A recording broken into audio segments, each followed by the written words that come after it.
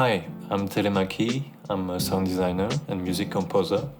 This video is about my work on a video game called Workaholic Simulator. It will focus mostly on sound design, even though I also compose music for this project. And yeah, I thought it would be nice to explain my approach and show you some of the work I have done. There will be spoilers, but most of what I'm about to show you happens during the first chapter of the game. So, Workaholic Simulator is a first-person, immersive, psychological horror game. You can download the demo on Steam, and if you like the demo, you can also wishlist the game. Before we start, there's one more thing I would like to say, is that I don't exclusively work on horror games. I'm not going to do this my entire life, so please, if you have anything cute, sci-fi, fantasy, or any other kind of projects in mind, please let me know. Footsteps are one of the most important elements in a video game. You hear them most of the time, so you can't really afford to get them wrong. I recorded my own footsteps on different types of surfaces. I mixed them, adjusted them, and I would say that 15 variations for each kind of footsteps can be enough.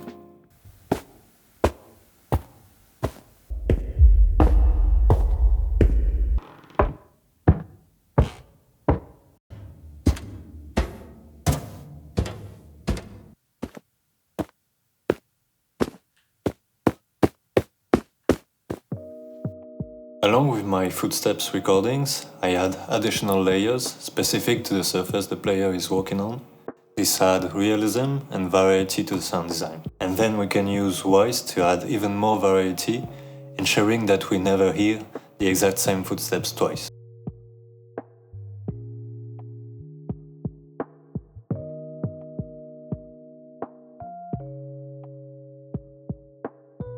We also have to find the right balance in terms of volume. The sound of footsteps should match the character's energy and morphology, and this is why they are linked to an RTPC that adjusts based on the player movement speed.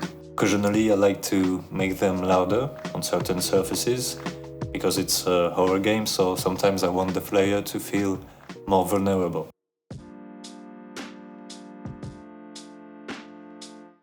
Using the computer or unlocking a padlock are some of the gameplay phases necessary to progress in the story, and I wanted to make these minigames satisfying on their own, like a game within a game.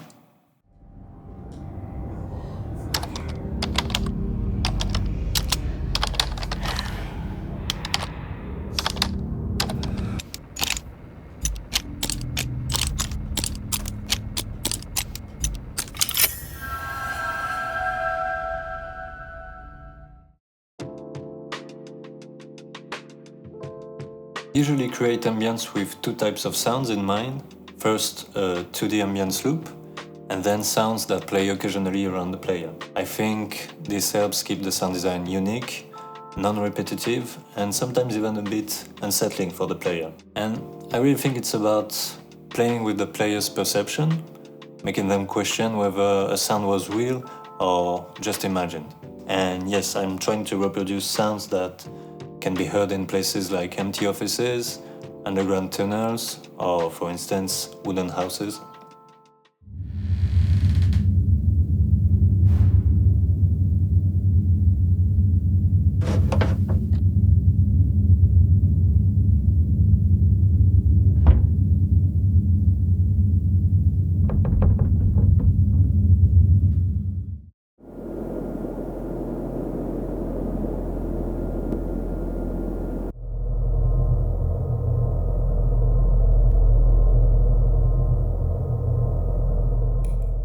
The ambience should remain subtle but noticeable. The player should subconsciously feel a shift between different scenes.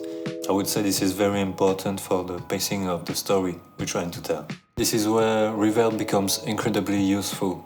I tried to replicate natural acoustics for each location, but sometimes it's also interesting to go beyond realism and add extra reverb to create specific moods or emotions. I would also add that the key is to avoid competing with the music. We have to be very careful about frequency clashes between the two, and yeah, I pay close attention to that. It was really fun implementing sounds for the metro sequence. Basically, I wanted this part to be as realistic as possible, while also adding a bit of intensity.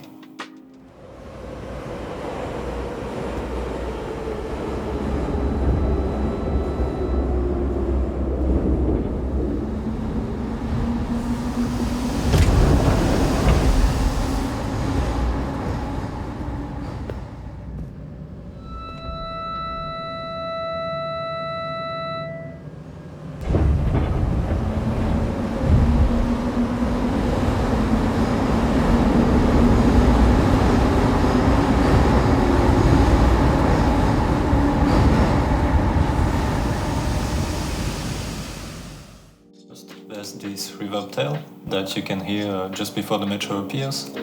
Then I place sounds at different heights with different frequencies in order to create a complete soundscape. And the spatialization is a bit reduced for some of the sounds in order to give them more impact.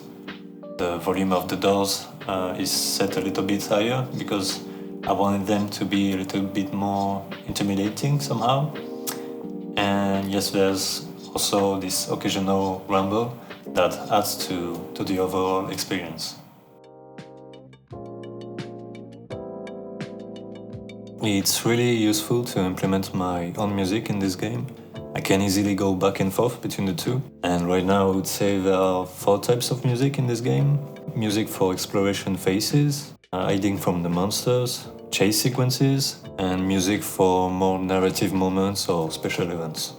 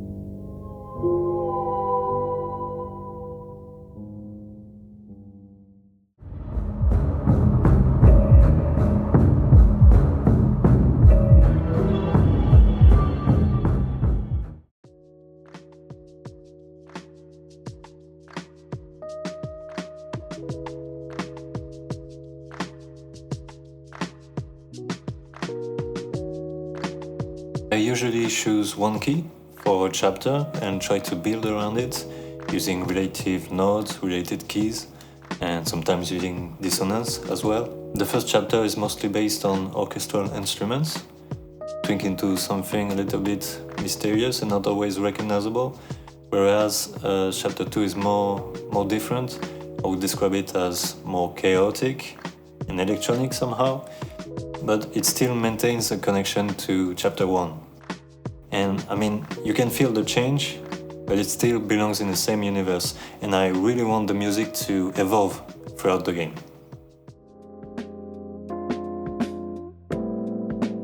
His footsteps are louder and heavier than the players, so you can know his location more easily, and this also helps make him more menacing in a way. I also created a proximity loop, so the closer he gets to you, the more you can hear a menacing pad that blends with the background music.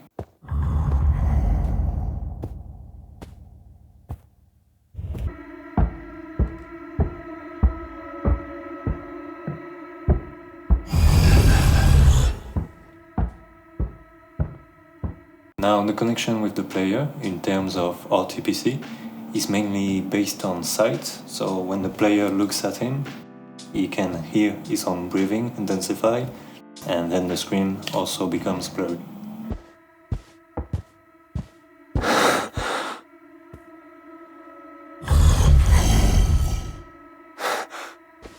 There's a few stingers, one to notify the player that he's coming to his location because he suspects something.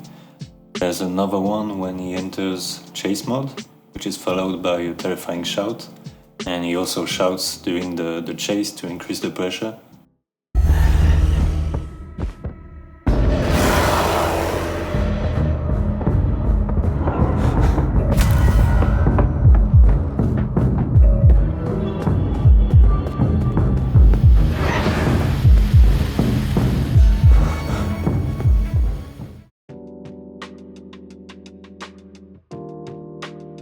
At one point, the player found himself in a cubicle maze, surrounded by strange, ghostly figures, and my colleague did a fantastic job with this, so they appear and disappear in mysterious ways, and most of the players who played the demo loved this sequence.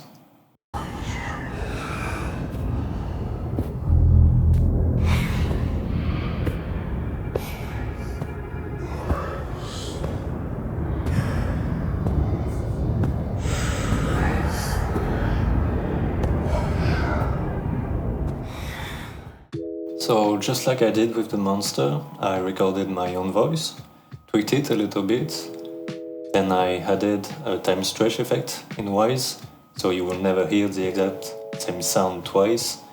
The pitch is randomized as well. And then I placed the sound right in the middle of some cubicles, so it feels like there's something hiding behind all the time. And on top of that, the specialization mix is slightly reduced, so it really feels like you're in danger.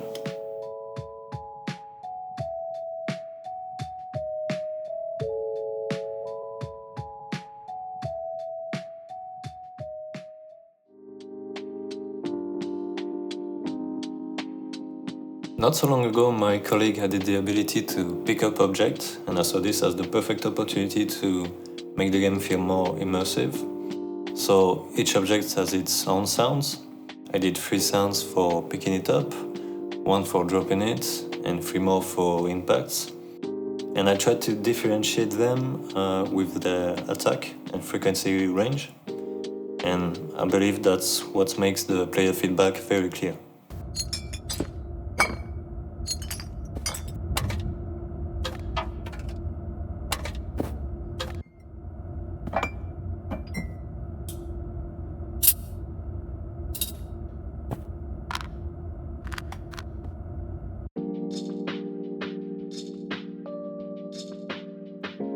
Diegetic music is also part of the job. I created different tracks and sounds playing on the TV because I really wanted the player to experience the same feeling as switching channels on a real television. And it was also very fun to create these short videos. I only use free content videos, I chopped them together and created music and sound over them, but I think it worked pretty well.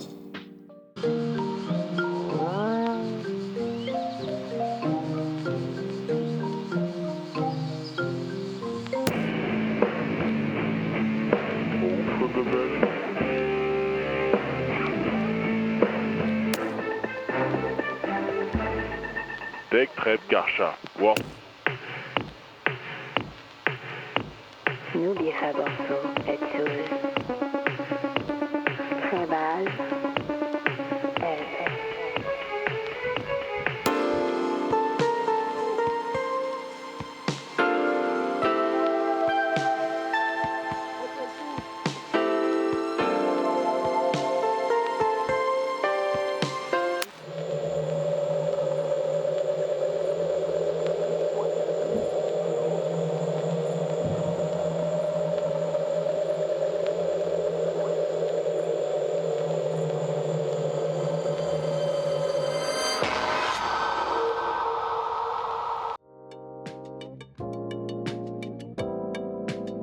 Sometimes sound design doesn't always have to make sense. At one point we have a puzzle in the game and we were worried that the player might get stuck, so we added a subtle hint by localizing the click of the video projector onto the screen.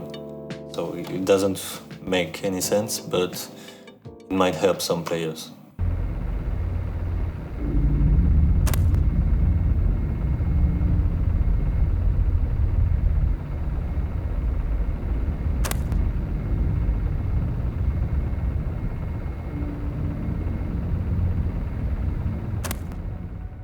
Thank you for watching. I tried to keep it short, so there's a lot of things I haven't talked about. Hopefully next time I will upload a video about my medieval fantasy audio bundle, or it will be the sci-fi one. And yeah, once again, thank you for watching. Have a nice day. Bye bye.